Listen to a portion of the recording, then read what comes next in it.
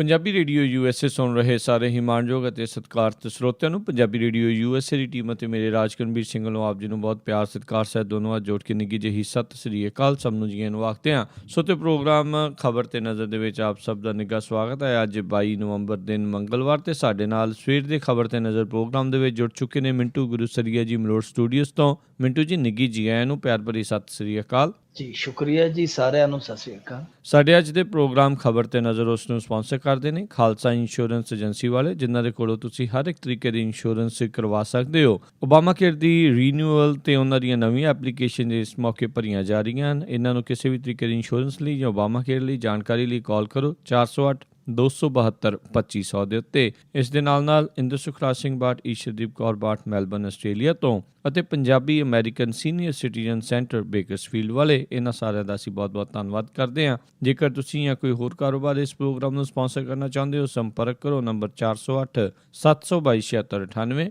4087227698 ਦੇ ਉੱਤੇ। ਮਿੰਟੂ ਜੀ, ਗੱਲਬਾਤ ਦਾ ਸਿਲਸਿਲਾ ਆਪਾਂ ਸ਼ੁਰੂਆਤ ਕਰੀਏ। ਪ੍ਰਧਾਨ ਮੰਤਰੀ ਨੇ ਦੇਸ਼ ਤੋਂ ਮੰਗੀ ਨੋਟਬੰਦੀ ਦੇ ਉੱਤੇ ਰਾਏ, ਲੋਕਾਂ ਦੀਆਂ ਦੁਸ਼ਵਾਰੀਆਂ ਨਾ ਘਟੀਆਂ। ਦੇਖੋ, ਲੋਕ ਆ ਜਿਹੜੇ ਉਹ ਕਤਾਰਾਂ 'ਚ ਰੋਣ ਡਏ ਆ ਤੇ ਜਿਹੜੇ ਮੋਦੀ ਵਰਗੇ ਆ ਉਹ ਉੱਥੇ ਸਿਆਸੀ ਬਾਜ਼ਾਰਾਂ 'ਚ ਰੋਣ ਡਏ ਆ।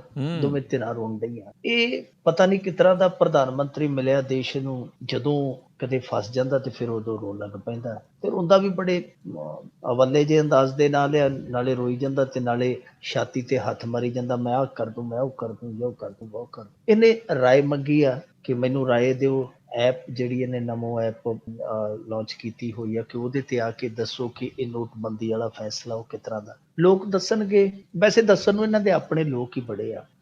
ਇਹ ਜਿਹੜੇ ਸੰਘੀ ਆ ਜਾਂ ਭਾਜਪਾ ਵਾਲੇ, ਇਹਨਾਂ ਦੇ ਟੀਮਾਂ, IT ਟੀਮਾਂ ਨੇ ਜਿਹੜੀਆਂ, ਉਹ ਬੜੀਆਂ ਐਕਟਿਵ। ਉਹ ਇੰਨੀਆਂ ਐਕਟਿਵ ਨੇ। ਮਮਤਾ ਬੈਨਰਜੀ ਆਈ ਸੀਗੀ ਪਿੱਛੇ ਜੇ ਇੱਥੇ ਰੋਸ ਕਰਨ, ਤੇ ਦੇਖੋ ਉਹ ਜਿੱਥੇ ਵੀ ਜਾਂਦੀ ਸੀ ਉਹਦੇ ਮਗਰ 15-20 ਜਾ ਕੇ ਖੜ ਜਾਂਦੇ ਸੀ। ਜਦੋਂ ਬੋਲਣ ਲੱਗਦੀ ਸੀ ਉਹ ਨਮੋ ਨਮੋ, ਮੋਦੀ ਮੋਦੀ, ਇਸ ਤਰ੍ਹਾਂ ਦੇ ਨਾਅਰੇ ਲਾਉਣ ਲੱਗ ਪੈਂਦੇ ਸਨ। ਇੰਨੇ ਐਕਟਿਵ ਹੈ। ਉੱਥੇ ਰਾਏ ਦੇਣ ਵਾਲਿਆਂ ਦੀ ਕਮੀ ਨਹੀਂ ਰਹਿਣੀ। ਤੁਸੀਂ ਮੈਂ ਉਹ ਰਾਏ ਦੇ ਜਾਂ ਨਾ ਦੇਵੇ ਆਮ ਜਨਤਾ, ਉੱਥੇ ਮੋਦੀ ਦੇ ਭਗਤ ਆ ਜਿਹੜੇ ਉਹ ਰਾਏ ਆਪੇ ਬਣਾ ਕੇ ਪੇਸ਼ ਕਰ ਦੇਣਗੇ ਕਿ ਰਾਏ ਆ ਜਿਹੜੀ ਉਹ ਨਰਿੰਦਰ ਮੋਦੀ ਦੇ ਹੱਕ 'ਚ। ਰਾਏ ਤੇ ਲਿਖ ਕੇ ਲੈ ਲਓ ਮੈਥੋਂ ਕਿ ਰਾਏ ਉਹ ਜਿਹੜੀ ਆ ਉਹ ਉਧਰ ਰਾਹੀ ਹੀ ਜਾਣੀ ਆ। ਦੂਜੀ ਗੱਲ ਕਿ ਪ੍ਰਧਾਨ ਮੰਤਰੀ ਆਖਣ ਡਿਆ ਕਿ ਤੁਸੀਂ ਦੱਸੋ, ਮੈਨੂੰ ਰਾਏ ਦਿਓ ਕਿ ਕੀ ਇਸ ਨਾਲ ਅੱਤਵਾਦ ਦੇ ਖਿਲਾਫ ਲੜਾਈ ਨਹੀਂ ਲੜੀ ਜਾਏਗੀ। ਤੇ ਅੱਤਵਾਦ ਦੇ ਖਿਲਾਫ ਦੇਖੋ ਲੜਾਈ ਜਿਹੜੀ ਹੈ ਉਹ ਕਿੱਥੇ ਪਹੁੰਚ ਗਈ ਕਿ 2000 ਦਾ ਨੋਟ ਹਾਲੇ ਸਾਰੇ ਭਾਰਤੀਆਂ ਨੇ ਭਾਵੇਂ ਵੇਖਿਆ ਜਾਂ ਨਾ ਵੇਖਿਆ ਹੋਵੇ, ਅੱਤਵਾਦੀਆਂ ਕੋਲ ਅੱਜ ਬਰਾਮਦ ਵੀ ਹੋ ਗਿਆ। 2000 ਦਾ ਨੋਟ ਕਸ਼ਮੀਰ ਦੇ ਵਿੱਚ 2 ਅੱਤਵਾਦੀ ਮਾਰੇ ਗਏ, ਉਹਨਾਂ ਦੇ ਕੋਲ 10-11 ਹਜ਼ਾਰ ਦੀ ਨਵੀਂ ਕਰੰਸੀ ਹੈ ਜਿਹੜੀ ਫੜੀ ਗਈ, ਬਰਾਮਦ ਹੋਈ ਹੈ, ਉਹਨਾਂ ਕੋਲ ਪਹੁੰਚ ਵੀ ਗਈ ਹੈ। ਇਹ ਕਹਿੰਦੇ ਜੀ ਅੱਤਵਾਦ ਖਤਮ ਹੋ ਗਿਆ, ਦੇ ਨਾਲ ਨਕਸਲਵਾਦ ਖਤਮ ਹੋ ਗਿਆ, ਕਸ਼ਮੀਰ ਦੇ ਵਿੱਚ ਪੱਥਰਬਾਜ਼ੀ ਖਤਮ ਹੋ ਗਈ, ਸਾਰਾ ਕੁਛ ਉਸ ਤਰ੍ਹਾਂ ਹੀ ਚੱਲੀ ਜਾਂਦਾ। ਖਤਮ ਹੋਇਆ ਤੇ ਸਿਰਫ ਲੋਕਾਂ ਦਾ ਚੈਨ ਉਹ ਖਤਮ ਹੋਇਆ। ਅੱਜ 2 ਹੋਰ ਵਿਅਕਤੀ ਹੈ ਜਿਹੜੇ ਉਹ ਜਾਨ ਤੋਂ ਹੱਥ ਧੋ ਬੈਠੇ। ਕੇਰਲ ਦੇ ਵਿੱਚ ਇੱਕ 75 ਸਾਲ ਦਾ ਬਿਰਧ ਆਦਮੀ ਇਸ ਗੱਲੋਂ ਖੁਦਕੁਸ਼ੀ ਕਰ ਗਿਆ ਕਿਉਂਕਿ ਉਹਨੂੰ ਡਰ ਸੀਗਾ ਕਿ ਜਿਹੜੀ ਨੋਟਬੰਦੀ ਹੋਈ ਹੈ, ਮੇਰੀ ਜਿਹੜੀ ਜਮ੍ਹਾਂ ਪੂੰਜੀ ਪਈ ਹੈ ਉਹ ਕੱਢਣ ਨਹੀਂ ਦੇਵੇਗੀ। ਇਸ ਕਰਕੇ ਉਹ ਨਿਰਾਸ਼ ਹੋਇਆ, ਖੁਦਕੁਸ਼ੀ ਕਰ ਗਿਆ। 75 ਸਾਲ ਦਾ ਬਿਰਧ ਬਾਬਾ। ਦੂਜੇ ਪਾਸੇ 68 ਸਾਲ ਦਾ ਇੱਕ ਵਿਅਕਤੀ ਲੰਬੀ ਕਤਾਰ 'ਚ ਖੜਾ ਸੀ। ਜਦੋਂ ਕਤਾਰ ਮੁੱਕਣ 'ਚ ਨਾਈ ਖੀਰ ਬੇਚੈਨੀ ਹੋਈ ਤੇ ਉਹਦੀ ਆਪਣੀ ਜ਼ਿੰਦਗੀ ਮੁੱਕ ਗਈ। ਇਹੋ ਜਿਹੀਆਂ ਘਟਨਾਵਾਂ ਵੀ ਵਾਪਰਨੀਆਂ। ਇਹਨਾਂ ਨੇ ਕੱਲ ਇੱਕ ਨਵਾਂ ਸ਼ਗੂਫਾ ਛੱਡਿਆ। ਪਹਿਲਾਂ ਤੇ ਇਹਨਾਂ ਨੇ ਵਿਆਹ ਸ਼ਾਦੀ ਦਾ ਜਿਹੜਾ ਸੀਜ਼ਨ ਸੀ ਉਹਦਾ ਖਿਆਲ ਨਾ ਰੱਖਿਆ। ਬਾਅਦ ਦੇ ਵਿੱਚ ਇਹਨਾਂ ਨੇ ਰਿਆਇਤ ਦਿੱਤੀ, ਉਹ ਬੜੀ ਸਵਾਗਤਯੋਗ ਸੀਗੀ। ਰਿਆਇਤ ਜਿਹੜੀ ਇਹਨਾਂ ਨੇ ਇਹ ਦਿੱਤੀ ਸੀ ਕਿ 2.5 ਲੱਖ ਰੁਪਏ ਤੱਕ ਭਾਵੇਂ ਉਹ ਲਾੜਾ ਭਾਵੇਂ ਲਾੜੀ ਹੈ ਜਿਹੜਾ ਮਰਜ਼ੀ ਕਢਾ ਸਕਦਾ। 2.5 ਲੱਖ ਰੁਪਏ ਵਿਆਹ ਦਾ ਕਾਢ ਕੇ ਲੋਕ ਆਖਿਆ ਚਲੋ ਇੰਨਾ ਕਿਤੇ ਸੁੱਖ ਦਾ ਸਾਹ ਆ, ਜਿਹੜੇ ਕਿਤੇ ਧੀ ਧਿਆਣੀ ਦਾ ਵਿਆਹ ਰੱਖ ਕੇ ਬੈਠੇ ਆ ਉਹ ਤੇ ਸੌਖੇ ਹੋ ਜਾਣ। ਚਲੋ 1 ਦਿਨ ਬੀਤਿਆ, 2 ਦਿਨ ਬੀਤੇ, ਤੀਜੇ ਦਿਨ ਇਹਨਾਂ ਨੇ ਉਹ ਵੀ ਪੈਂਤੜਾ ਬਦਲ ਲਿਆ। ਕੱਲ ਇਹਨਾਂ ਨੇ ਵਿਆਹ ਵਾਲੇ ਕੇਸਾਂ ਦੇ ਵਿੱਚ 7-8 ਸ਼ਰਤਾਂ ਲਾਤੀਆਂ। 7 ਫੇਰੇ ਤੇ ਅੱਗੇ ਸੁਣੇ ਸਨ, ਹੁਣ 7 ਸ਼ਰਤਾਂ ਵੀ ਜਿਹੜੀਆਂ ਪੂਰੀਆਂ ਕਰਨੀਆਂ ਪੈਣਗੀਆਂ। ਯਾਨੀ ਪਹਿਲਾਂ 7 ਫੇਰਿਆਂ ਤੋਂ ਪਹਿਲਾਂ 7 ਸ਼ਰਤਾਂ ਪੂਰੀਆਂ ਕਰੋ। ਅੱਜ ਕੀ ਹੋਇਆ ਕਿ ਉਹ ਜਿਹੜੀਆਂ ਸ਼ਰਤਾਂ ਰੱਖੀਆਂ, ਉਹਨਾਂ ਸ਼ਰਤਾਂ ਤੋਂ ਦੁਖੀ ਹੋ ਕੇ ਇੱਕ ਲਾੜੀ ਉਹ 16 ਸ਼ਿੰਗਾਰ ਕਰਕੇ, ਹਾਰ ਸ਼ਿੰਗਾਰ ਪੂਰਾ ਕਰਕੇ ਫੇਰਿਆਂ ਤੋਂ ਪਹਿਲਾਂ ਬਣੀ ਥਣੀ ਬੈਂਕ ਦੇ ਵਿੱਚ ਆ ਕੇ ਬਹਿ ਗਈ। ਉਹ ਆਂਦੇ ਤੁਸੀਂ ਸਾਨੂੰ ਸਤਾ ਮਾਰਿਆ, ਮੇਰਾ ਬਾਪ ਆਉਂਦਾ ਹੈ, ਤੁਸੀਂ ਕਹਿ ਦਿੰਦੇ ਹੋ ਆਹ ਕਾਗਜ਼ ਲਿਆਓ, ਮੇਰੀ ਮਾਂ ਆਉਂਦੀ ਹੈ, ਤੁਸੀਂ ਕਹਿੰਦੇ ਹੋ ਆਹ ਸਬੂਤ ਲਿਆਓ। ਲਓ ਬਣਿਆ ਠਣਿਆ ਸਬੂਤ ਤੁਹਾਡੇ ਕੋਲ ਆ ਗਿਆ। ਪਾਓ ਸ਼ਗਨ ਜਿਹੜਾ ਪਾਉਣਾ ਜੇ। ਜੀ। ਤੇ ਉਸ ਬੈਂਕ ਮੈਨੇਜਰ ਨੇ ਫਿਰ ਮੱਧ ਪ੍ਰਦੇਸ਼ ਦੀ ਘਟਨਾ 1.5 ਲੱਖ ਰੁਪਈਆ ਉਹਦੀ ਝੋਲੀ 'ਚ ਪਾਇਆ। ਇਹੋ ਜਿਹਾ ਹਾਲ ਹੋਣ ਡਿਆ ਕਿ ਲਾੜੀਆਂ ਜਿਹੜੀਆਂ ਉਹ ਫੇਰੇ ਲੈਣ ਤੋਂ ਪਹਿਲਾਂ ਉਹ ਉੱਥੇ ਫੇਰੇ ਕੱਢਦੀਆਂ ਫਿਰਦੀਆਂ ਬੈਂਕਾਂ ਦੀਆਂ। ਸੋ ਇਹ ਬਹੁਤ ਅਜੀਬੋ-ਗਰੀਬ ਜਿਹੀ ਸਥਿਤੀ ਬਣ ਗਈ ਆ, ਸਮਝ ਨਹੀਂ ਆਉਂਦੀ। ਉਹ ਜਿਹੜਾ ਅਰੁਣ ਜੇਤਲੀ ਉਹ ਕਹੀ ਜਾਂਦਾ ਇਹਦੇ ਨਾਲ ਗਰੀਬੀ ਖਤਮ ਹੋ ਜਾਣੀ, ਉਹ ਪਤਾ ਨਹੀਂ ਕਿੱਥੋਂ ਦਾ ਇਹਨਾਂ ਨੇ ਆਰਥਿਕ ਵਿਗਿਆਨੀ ਲੱਭਿਆ, ਉਹ ਤੇ ਬਸ ਝੁਰਲੂ ਹੀ ਫੇਰੀ ਜਾਂਦਾ। ਇਹਦੇ ਨਾਲ ਆਹ ਹੋਣਾ, ਇਹਦੇ ਨਾਲ ਆਹ ਹੋਣਾ, ਇਹਦੇ ਨਾਲ ਆਹ ਹੋਣਾ, ਜਦਕਿ ਉਹ ਜਿਹੜਾ ਸੁਬਰਾਮਨੀਅਮ ਸਵਾਮੀ ਆਉਂਦਾ ਇਹਨੇ ਕੀਤਾ ਹੀ ਕੱਖ ਨਹੀਂ, ਇਹ ਤੇ ਕੱਛਾ ਝੱਤ ਦੇ ਕੇ ਬੈਠਾ। ਦੇਸ਼ ਹੈ ਜਿਹੜਾ ਉਹਦਾ ਆਰਥਿਕ ਦਿਵਾਲੀਆਪਨ ਨਿਕਲਦਾ ਜਾਂਦਾ, ਇਹ ਉੱਥੇ ਦਾ ਉੱਥੇ ਹੀ ਬਸ ਸਿਰ ਤੇ ਹੱਥ ਘਸਾ ਛੱਡਦਾ ਤੇ ਬੋਲ ਬਚਨ ਕਰ ਛੱਡਦਾ। ਬਹੁਤ ਅਜੀਬੋ-ਗਰੀਬ ਜੀ ਆਰਥਿਕ ਵਿਵਸਥਾ ਜਿਹੜੀ ਇੱਥੇ ਹੋ ਗਈ। ਉਹਦਾ ਕਾਰਨ ਇਹ ਹੈ ਕਿ ਬਾਜ਼ਾਰ ਸੁੰਗੜਦਾ ਜਾਂਦਾ ਰਾਜ ਕਰਨਵੀਰ ਸਿੰਘ ਜੀ। ਮਸਲਨ ਇਹ ਤੁਹਾਡੇ ਕੋਲ ਲੈ ਦੇ ਕੇ ਕਿਤੇ 1000-2000 ਰੁਪਏ ਤੁਹਾਨੂੰ ਮਿਲ ਗਿਆ, ਤੁਸੀਂ ਉਹ ਸਬਜ਼ੀ ਵੀ ਥੋੜ੍ਹੀ ਬਣਾਉਣੀ ਉਹਦੇ ਨਾਲ, ਤੁਸੀਂ ਚਾਹ ਦਾ ਖਰਚਾ ਵੀ ਜਿਹੜਾ ਘਟਾ ਦੇਣਾ, ਤੁਸੀਂ ਹਰੇਕ ਚੀਜ਼ ਨੂੰ ਐਨ ਬਹੁਤ ਸ਼ੂਮ ਬਣ ਕੇ ਖਰਚਾ ਕਰਨਾ। ਇਹਦੇ ਨਾਲ ਕੀ ਹੋਇਆ ਕਿ ਬਾਜ਼ਾਰ ਦੇ ਵਿੱਚ ਰੁਪਈਆ ਜਿਹੜਾ ਬਹੁਤ ਘੱਟ ਜਾ ਰਿਹਾ, ਕਿਉਂਕਿ ਹਰੇਕ ਨੂੰ ਡਰ ਰਿਹਾ ਕਿ ਪਤਾ ਨਹੀਂ ਇਹ ਕਿੰਨੇ ਦਿਨ ਤੱਕ ਚੱਲਣਾ ਕੰਮ, ਕਿਉਂਕਿ ਕੋਈ ਮਿਆਦ ਤੇ ਹੈ ਨਹੀਂ। ਜਿਹਦੇ ਕੋਲ ਕੋਈ ਹੈ ਉਹ ਪੈਸਾ ਉੱਥੇ ਬਲੋਕ ਹੋ ਜਾਂਦਾ ਕਿ ਨਹੀਂ, ਜਿੱਦਾਂ ਆਪਾਂ ਜ਼ਖੀਰੇਬਾਜ਼ੀ ਕਹਿ ਦਿੰਦੇ ਹਾਂ ਕਿ ਨਹੀਂ ਯਾਰ ਪੈਸਾ ਨਾ ਵਰਤੀਏ, ਕੱਲ ਨੂੰ ਪਤਾ ਨਹੀਂ ਕੀ ਭਾਣਾ ਵਰਤ ਜਾਣਾ। ਇਸ ਕਰਕੇ ਬਾਜ਼ਾਰ ਜਿਹੜਾ ਆ ਉਹ ਮੰਦਹਾਲੀ ਦਾ ਸ਼ਿਕਾਰ ਹੋ ਰਿਹਾ। ਰੁਪਈਆ ਜਿਹੜਾ ਉਹ ਅਮਰੀਕੀ ਡਾਲਰ ਦੇ ਮੁਕਾਬਲੇ ਜਿਹੜਾ 8 ਨਵੰਬਰ ਤੋਂ ਪਹਿਲਾਂ 66 ਰੁਪਈਏ ਸੀ ਉਹ 68 ਰੁਪਈਏ ਹੋ ਗਿਆ। 2 ਰੁਪਈਏ ਜਿਹੜਾ ਡਾਲਰ ਹੈ ਉਹ ਚੜ੍ਹ ਗਿਆ। ਤੇ ਇਹ ਇਸ ਤਰ੍ਹਾਂ ਨਿਰੰਤਰ ਜੇ ਚੜ੍ਹਦਾ ਜਾਏਗਾ ਤੇ ਦੇਸ਼ ਦਾ ਦਿਵਾਲਾ ਨਿਕਲਣਾ ਤੈਅ ਆ। ਸੋਚਣਾ ਪਵੇਗਾ, ਵਿਚਾਰਨਾ ਪਵੇਗਾ। ਪਰ ਆਰਥਿਕ ਮਾਹਰਾਂ ਦੀ ਜੇ ਗੱਲ ਮੰਨੀਏ, ਉਹ ਆਂਦੇ ਵੀ ਆਮ ਸਥਿਤੀ ਹੋਣ ਲਈ ਘੱਟੋ ਘੱਟ ਹਾਲੇ 7 ਹਫ਼ਤੇ ਹੋਰ ਲੱਗਣਗੇ।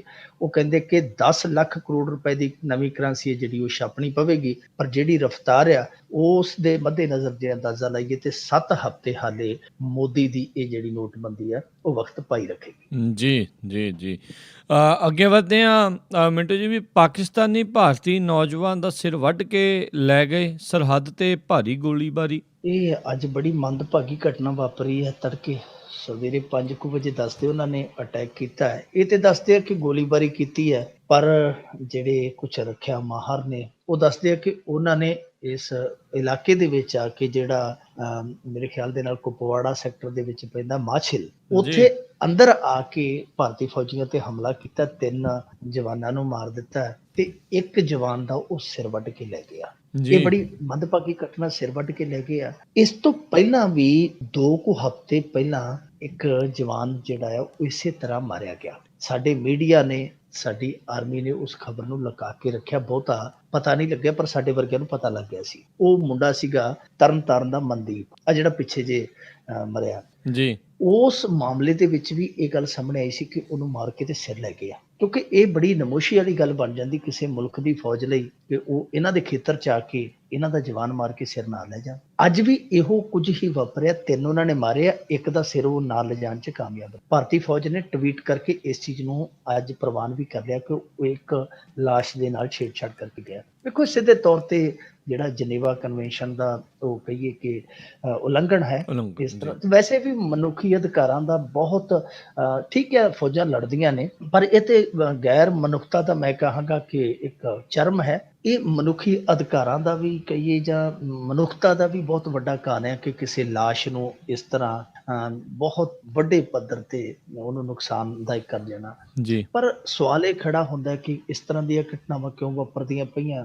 ਜਦੋਂ 2013 ਦੇ ਵਿੱਚ ਸਿਰ ਵੱਢ ਕੇ ਲੈ ਗਏ ਸਨ ਫੌਜੀਆਂ ਦਾ, 2-3 ਫੌਜੀਆਂ ਦਾ ਪਾਕਿਸਤਾਨੀ, ਤੇ ਉਸ ਸਮੇਂ ਵਿਰੋਧੀ ਧਿਰ ਦੇ ਵਿੱਚ ਸਨ ਨਰਿੰਦਰ ਮੋਦੀ ਹੋਰੀ। ਇਹਨਾਂ ਨੇ ਹਿੱਕ ਤੇ ਹੱਥ ਮਾਰ ਕੇ ਆਖਿਆ ਸੀ, ਉਹਨੇ ਆਖਿਆ ਸੀ ਜੇ ਸਾਡੇ ਰਾਜ ਦੇ ਵਿੱਚ ਇਸ ਤਰ੍ਹਾਂ ਹੋਇਆ ਤੇ ਅਸੀਂ 1 ਦੇ ਬਦਲੇ 10 ਲਿਆਵਾਂਗੇ ਜੀ। ਅੱਜ ਦੇਖੋ ਸਿਰ ਜਾ ਰਹੇ ਆ। ਤਰਨਤਾਰਨ ਵਾਲਾ ਤੁਹਾਨੂੰ ਮਸਲਾ ਦੱਸ ਦਿੱਤਾ, ਹੁਣ ਇਹ ਆ ਗਿਆ। ਪਰ ਇਹਨਾਂ ਨੇ ਸਿਰ ਰੋਕਣੇ ਕੀ ਹੈ, ਇਹ ਤੇ ਸਿਰ ਵਰਤ ਵੀ ਨਹੀਂ ਰਹੇ। ਜਦੋਂ ਸਰਜੀਕਲ ਸਟ੍ਰਾਈਕ ਇਹਨਾਂ ਨੇ ਕੀਤਾ ਉਸ ਸਮੇਂ ਭਾਰਤ ਦੀ ਕਿੰਨੀ ਚੜ੍ਹਤ ਹੋਈ, ਬੱਲੇ ਬੱਲੇ ਹੋਈ, ਸਾਰਾ ਮੁਲਕ ਨਰਿੰਦਰ ਮੋਦੀ ਦੇ ਨਾਲ ਖੜਾ। ਪਰ ਬਾਅਦ ਦੇ ਵਿੱਚ ਕੀ ਹੋਇਆ, ਇਹਨਾਂ ਨੇ ਉਸ ਸਰਜੀਕਲ ਸਟ੍ਰਾਈਕ ਨੂੰ ਸਿਆਸੀ ਸਟ੍ਰਾਈਕ ਬਣਾ ਦਿੱਤਾ, ਤਮਾਸ਼ਾ ਬਣਾ ਦਿੱਤਾ। ਬਾਜ਼ਾਰਾਂ ਦੇ ਵਿੱਚ ਉਹਨੂੰ ਵੇਚਿਆ ਜਾ ਕੇ ਕਿ ਅਸੀਂ ਸਰਜੀਕਲ ਸਟ੍ਰਾਈਕ ਕਰ ਦਿੱਤਾ, ਇਹ ਕਰ ਦਿੱਤਾ, ਉਹ ਕਰ ਦਿੱਤਾ, ਜੋ ਕਰ ਦਿੱਤਾ। ਦੇਖੋ, ਦੁਸ਼ਮਣ ਚਾਹੇ ਜਿੱਡਾ ਮਰਜ਼ੀ ਮਾੜਾ, ਜੇ ਉਹਨੂੰ ਕੁੱਟ ਕੇ ਉਕਸਾਓਗੇ ਤੇ ਉਹ ਕਿਤੇ ਨਾ ਕਿਤੇ ਉਬਾਲਾ ਖਾਏਗਾ। ਪਰ ਇਹਨਾਂ ਨੇ ਰੱਜ ਕੇ ਉਕਸਾਇਆ, ਜਿਹਦਾ ਨਤੀਜਾ ਇਹ ਹੋਇਆ ਕਿ ਕਸ਼ਮੀਰ ਦੇ ਵਿੱਚ ਉਦੋਂ ਤੋਂ ਬਾਅਦ ਸੈਂਕੜੇ ਦਫਾ ਜੰਗਬੰਦੀ ਦੀ ਉਲੰਘਣਾ ਹੋ ਚੁੱਕੀ ਹੈ, ਚਾਹੇ ਭਾਰਤ ਵੱਲੋਂ ਕੀਤੀ ਗਈ, ਚਾਹੇ ਪਾਕਿਸਤਾਨ ਵੱਲੋਂ ਕੀਤੀ ਗਈ ਹੈ। ਪਰ ਹੁਣ ਜ਼ਰੂਰਤ ਆ, ਕਿਉਂਕਿ ਇਸ ਤਰ੍ਹਾਂ ਇਹ ਕੰਮ ਨਹੀਂ ਚੱਲੇਗਾ, ਹੁਣ ਜ਼ਰੂਰਤ ਆ ਕਿ ਵਾਕਿਆ ਹੀ ਇਹ ਜਿਹੜੇ ਦਾਅਵੇ ਕੀਤੇ ਗਏ ਆ, ਉਹਨਾਂ ਹੁਣ ਦਾਅਵਿਆਂ ਨੂੰ ਥੋੜ੍ਹਾ ਜਿਹਾ ਅਮਲ 'ਚ ਲਿਆਂਦਾ ਜਾਵੇ। ਥੋੜ੍ਹੀ ਜਿਹੀ ਖੁੱਲ੍ਹ ਦੇਣ ਦੀ ਜ਼ਰੂਰਤ ਹੈ ਫੌਜ ਨੂੰ। ਹੱਥ ਬੰਨ੍ਹ ਕੇ ਗੱਲ ਨਹੀਂ ਚੱਲਣੀ, ਕਿਉਂਕਿ ਉੱਥੇ ਇਹ ਤਾਂ ਮਸਲਾ ਹੈ ਨਹੀਂ ਗਾ ਕਿ ਜੀ ਗੋਲੀ ਚੱਲੀ ਹੈ ਤੇ ਇਹ ਸੈਲਫ ਦੇ ਵਿੱਚ ਗੋਲੀ ਚਲਾ ਲੈਣ। ਉੱਥੇ ਤੇ ਮਾਹੌਲ ਇਹੋ ਜਿਹਾ, ਕਈ ਵਾਰ ਪਹਿਲਾਂ ਵੀ ਗੋਲੀ ਚਲਾਉਣੀ ਪਵੇਗੀ, ਕਈ ਵਾਰ ਬਚਾਅ ਵੀ ਕਰਨਾ ਪਵੇਗਾ, ਸਿਵਿਲੀਅਨ ਵੀ ਬਚਾਉਣੇ ਪੈਣਗੇ। ਇਹਨਾਂ ਨੂੰ ਉਧਰ ਧਿਆਨ ਦੇਣ ਦੀ ਲੋੜ ਆ। ਬਹੁਤ ਖਤਰਨਾਕ ਹਾਲਤ ਬਣਦੀ ਜਾਂਦੀ ਹੈ। ਅੱਜ ਸਵੇਰ ਤੋਂ ਲੈ ਕੇ ਹੁਣ ਤੱਕ ਉੱਥੇ ਭਾਰੀ ਗੋਲੀਬਾਰੀ ਦੀ ਖਬਰ ਆ। ਜੀ ਅਤੇ ਆਪਾਂ ਅੱਗੇ ਮਿੰਟੂ ਜੀ ਜੇ ਵਧੀਏ ਵੀ ਅਰਵਿੰਦ ਕੇਜਰੀਵਾਲ ਨੂੰ ਸੁਪਰੀਮ ਕੋਰਟ ਨੇ ਝਟਕਾ ਦਿੱਤਾ। ਅਰਵਿੰਦ ਕੇਜਰੀਵਾਲ ਨੂੰ ਸੁਪਰੀਮ ਕੋਰਟ ਨੇ ਝਟਕਾ ਮਾਣਹਾਨੀ ਦੇ ਕੇਸ ਦੇ ਮਾਮਲੇ ਦੇ ਵਿੱਚ ਦਿੱਤਾ ਹੈ। ਇਹਦੇ ਤੇ ਮਾਣਹਾਨੀ ਦੇ ਕੇਸ ਇੰਨੇ ਚੱਲਦੇ ਆ ਕਿ ਮੇਰੇ ਹਿਸਾਬ ਦੇ ਨਾਲ ਕੈਲੰਡਰ ਵੀ ਹੈ ਜਿਹੜਾ ਉਹ ਵੀ ਘਟ ਜਾਂਦਾ ਹੋਏਗਾ। ਇੰਨੀਆਂ ਤਰੀਕਾਂ ਪੈ ਜਾਂਦੀਆਂ ਕਈ ਵਾਰ ਮਹੀਨੇ ਦੇ ਵਿੱਚ ਕੇਜਰੀਵਾਲ ਸਾਹਿਬ ਦੀਆਂ, ਕੋਈ ਅੰਮ੍ਰਿਤਸਰ ਹੈ, ਕੋਈ ਦਿੱਲੀ, ਕੋਈ ਕਿਤੇ ਕੋਈ ਕਿਤੇ। ਇਹ ਉਹ ਕੇਸ ਹੈ ਜਿਹੜਾ ਅਰੁਣ ਜੇਤਲੀ ਦੇ ਨਾਲ ਚੱਲਦਾ ਹੈ। ਇੱਕ ਕੇਸ ਪਹਿਲਾਂ ਇਹਦਾ ਨਿਤਿਨ ਗਡਕਰੀ ਦੇ ਨਾਲ ਵੀ ਚੱਲਿਆ ਸੀ। ਇਸ ਇੱਕ ਮਾਮਲੇ ਦੇ ਵਿੱਚ ਇਹ ਜੇਲ੍ਹ ਦੇ ਵਿੱਚ ਵੀ ਗਿਆ। ਇਸ ਮਾਮਲੇ ਦੇ ਵਿੱਚ ਤੁਹਾਨੂੰ ਸਾਰਿਆਂ ਨੂੰ ਪਤਾ ਕਿ DDCA ਦਾ ਰੌਲਾ ਸੀਗਾ। ਇਹਨਾਂ ਨੇ ਖੁਲਾਸਾ ਕੀਤਾ ਸੀਗਾ ਪ੍ਰੈਸ ਕਾਨਫਰੰਸ ਕਰਕੇ ਕਿ ਅਰੁਣ ਜੇਤਲੀ ਇੰਨਾ ਚਿਰ ਉੱਥੇ ਕਾਬਜ਼ ਰਿਹਾ DDCA ਤੇ ਉੱਥੇ ਕਾਬਜ਼ ਰਹਿੰਦਿਆਂ ਇਹਨਾਂ ਨੇ ਬਹੁਤ ਵੱਡੇ ਪੱਧਰ ਤੇ ਧਾਂਦਲੇਬਾਜ਼ੀ ਕੀਤੀ ਹੈ। ਹੌਲੀ ਹੌਲੀ ਇਹ ਮਸਲਾ ਸੀ ਜਿਹੜਾ ਫਿਰ ਉਹ ਕੋਰਟ ਦੇ ਵਿੱਚ ਚਲਾ ਗਿਆ, ਕਿਉਂਕਿ ਅਰੁਣ ਜੇਤਲੀ ਜਿਹੜਾ ਉਹ ਆਪ ਵੀ ਵਕੀਲ ਆ। ਉਹਨੇ ਕੇਸ ਕਰ ਦਿੱਤਾ ਮਾਣਹਾਨੀ ਦਾ ਕੇਸ ਕਰਨ ਤੋਂ ਬਾਅਦ ਉਹਨੇ ਇੱਕ ਕੇਸ ਹੋਰ ਕੀਤਾ, ਇੱਕ ਹੋਰ ਅਪੀਲ ਪਾਈ ਕਿ ਕਿਉਂਕਿ ਉਹ ਸਿਵਲ ਦਾ ਕੇਸ ਸੀ, ਉਹਨੇ ਨਾਲ ਕ੍ਰਿਮੀਨਲ ਕੇਸ ਚਲਾਉਣ ਦੀ ਵੀ ਜਿਹੜੀ ਹੈ ਉਹ ਇਜਾਜ਼ਤ ਮੰਗੀ ਕਿ ਕ੍ਰਿਮੀਨਲ ਕੇਸ ਵੀ ਇਹਦੇ ਤੇ ਚਲਾਇਆ ਜਾਵੇ। ਹੁਣ ਅਰਵਿੰਦ ਕੇਜਰੀਵਾਲ ਨੇ ਇਹਦੇ ਤੋਂ ਬਚਾਅ ਕਰਨ ਲਈ ਪਹਿਲਾਂ ਹਾਈ ਕੋਰਟ ਦੀ ਸ਼ਰਨ ਲਈ। ਹਾਈ ਕੋਰਟ ਨੇ ਮਨਾ ਕਰ ਦਿੱਤਾ, ਕੋਈ ਇਹਨੂੰ ਰਾਹਤ ਨਹੀਂ ਦਿੱਤੀ। ਹਾਈ ਕੋਰਟ ਤੋਂ ਬਾਅਦ ਇਹ ਸੁਪਰੀਮ ਕੋਰਟ 'ਚ ਚਲੇ ਗਿਆ। ਸੁਪਰੀਮ ਕੋਰਟ 'ਚ ਸੁਣਵਾਈ ਹੋਈ। ਸੁਪਰੀਮ ਕੋਰਟ ਨੇ ਵੀ ਇਹਨੂੰ ਝਟਕਾ ਦਿੱਤਾ, ਰਾਹਤ ਕੋਈ ਨਹੀਂ ਦਿੱਤੀ। ਉਹਨਾਂ ਨੇ ਆਖਿਆ ਕਿ ਇਹ ਜਿਹੜਾ ਕੇਸ ਹੈ ਕ੍ਰਿਮੀਨਲ ਕੇਸ ਵੀ ਉਹ ਵੀ ਚੱਲੇਗਾ। ਹੁਣ ਇਹਨੇ ਜੋ ਦਲੀਲ ਦਿੱਤੀ ਸੀ, ਇਹਨੇ ਇਹ ਦਲੀਲ ਦਿੱਤੀ ਸੀਗੀ ਕਿ ਹੇਠਲੇ ਅਦਾਲਤ ਦੇ ਵਿੱਚ, ਹੇਠਲੇ ਕੋਰਟ ਦੇ ਵਿੱਚ ਸਿਵਲ ਦਾ ਕੇਸ ਜਦੋਂ ਚੱਲਦਾ ਪਿਆ ਤੇ ਇਹ ਜਿਹੜਾ ਕ੍ਰਿਮੀਨਲ ਕੇਸ ਆ ਉਹ ਨਹੀਂ ਚੱਲ ਸਕਦਾ। ਪਰ ਸੁਪਰੀਮ ਕੋਰਟ ਨੇ ਸਾਫ਼ ਕਰ ਦਿੱਤਾ ਕਿ ਦੋਵੇਂ ਕੇਸ ਇਕੱਠੇ ਜਿਹੜੇ ਮਾਣਹਾਨੀ ਦੇ ਉਹ ਚੱਲ ਸਕਦੇ ਆ। ਹੁਣ ਇਸ ਮਾਮਲੇ ਦੇ ਵਿੱਚ ਪੇਚ ਹੈ ਜਿਹੜਾ ਉਹ ਇਹ ਖਤਰਨਾਕ ਆ ਕਿ ਕ੍ਰਿਮੀਨਲ ਕੇਸ ਦੇ ਵਿੱਚ ਜਿਹੜਾ ਮਾਣਹਾਨੀ ਦਾ ਕ੍ਰਿਮੀਨਲ ਕੇਸ ਆ ਉਹਦੇ ਵਿੱਚ 2 ਸਾਲ ਦੀ ਸਜ਼ਾ ਵੀ ਹੋ ਸਕਦੀ ਆ ਜੀ। ਜੇ ਮੰਨ ਲਓ, ਕਿਉਂਕਿ ਅਰੁਣ ਜੇਤਲੀ ਵਕੀਲ ਆ ਤੇ ਵਕੀਲ ਵੀ ਉਹਦਾ ਪੇਚ ਵਾਲਾ, ਜੇ ਕੱਲ ਨੂੰ ਉਹ ਇਸ ਕੇਸ ਨੂੰ ਮਰੋੜਾ ਦੇ ਕੇ ਉੱਥੇ ਲੈ ਜਾਂਦਾ ਫੈਸਲੇ ਤੇ ਫੈਸਲਾ ਅਰਵਿੰਦ ਕੇਜਰੀਵਾਲ ਦੇ ਖਿਲਾਫ ਵੀ ਆ ਸਕਦਾ।